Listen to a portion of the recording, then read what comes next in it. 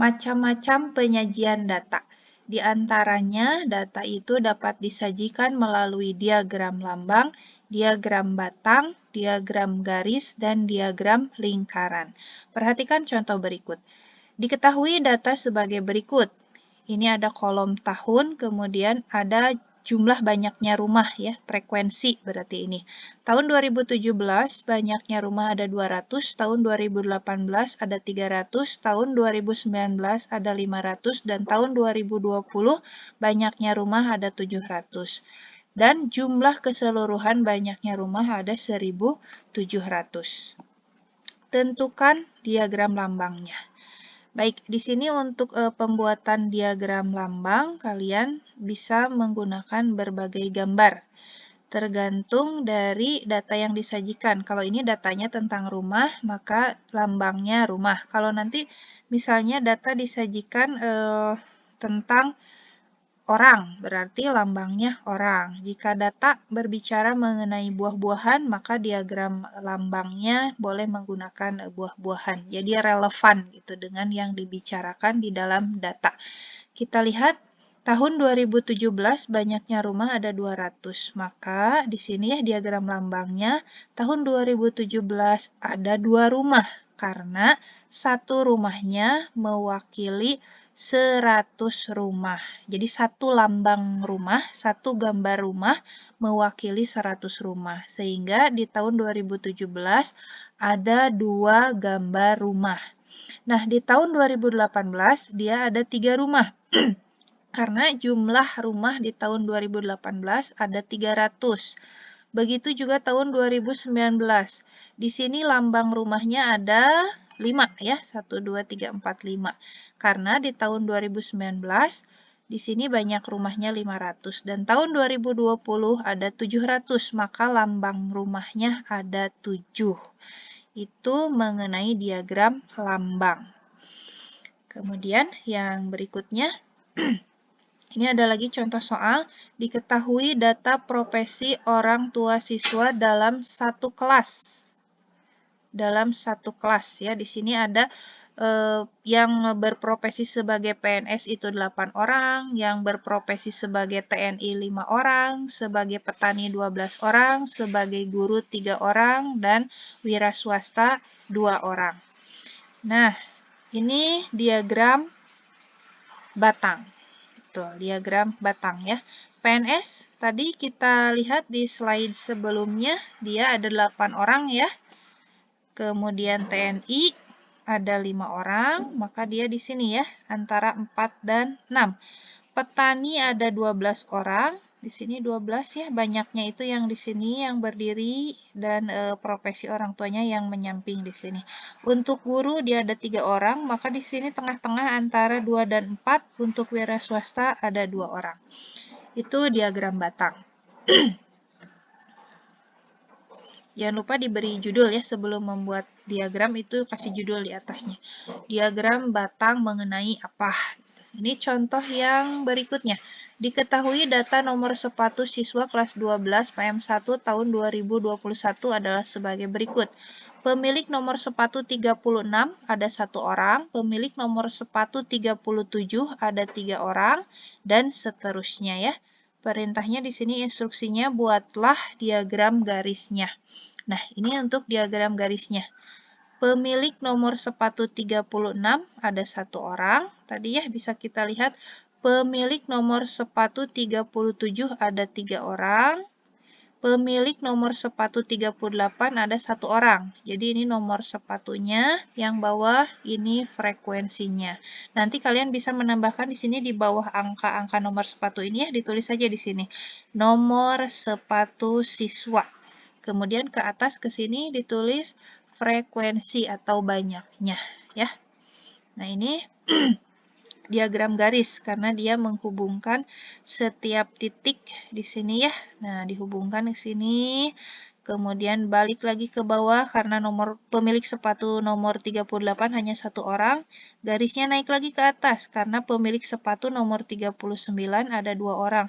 Dia turun ke bawah ke angka 0 karena pemilik nomor sepatu 40 itu tidak ada. 0 berarti ya. pemilik nomor sepatu 42, dia ada 2 orang. Seperti itu. Contoh berikutnya. Ini diketahui data sebagai berikut ya. Ini ada data provider, Telkomsel, Indosat, XL Axiata, dan Hutchison ya. Hutchison gitu ya bacanya.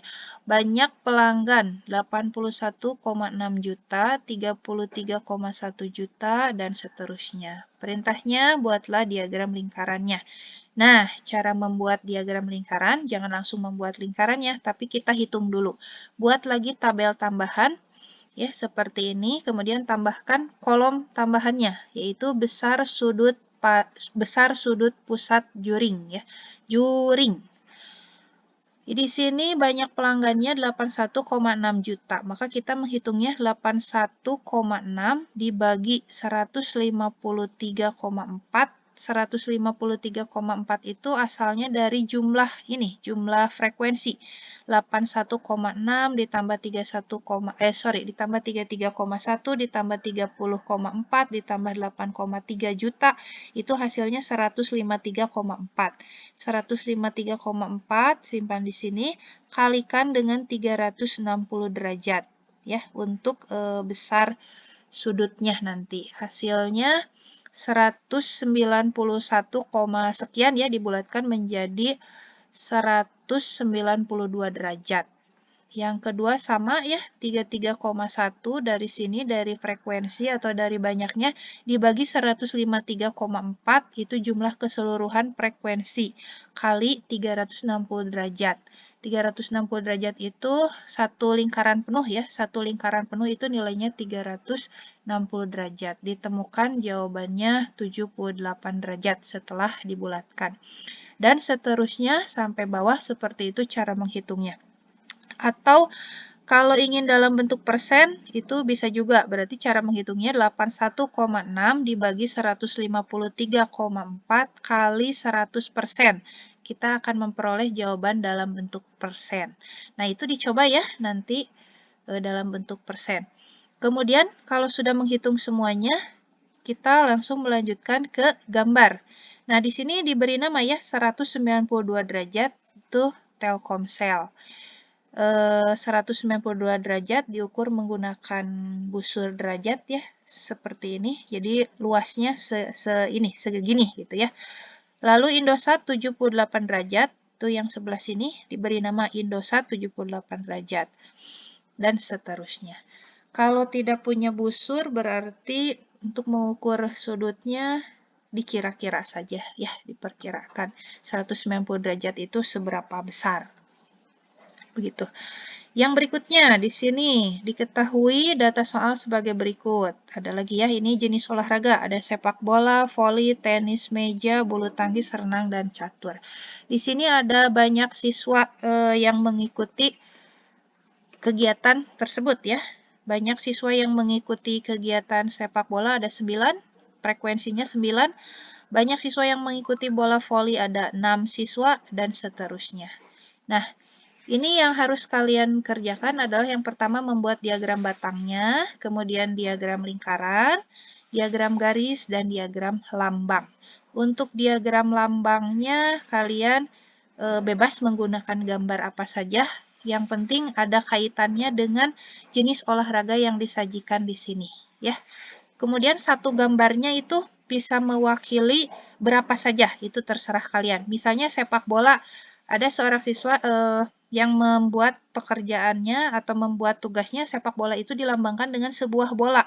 Sebuah bolanya itu bernilai 1 misalnya. Berarti dia harus menggambar 9 bola untuk jenis olahraga sepak bola.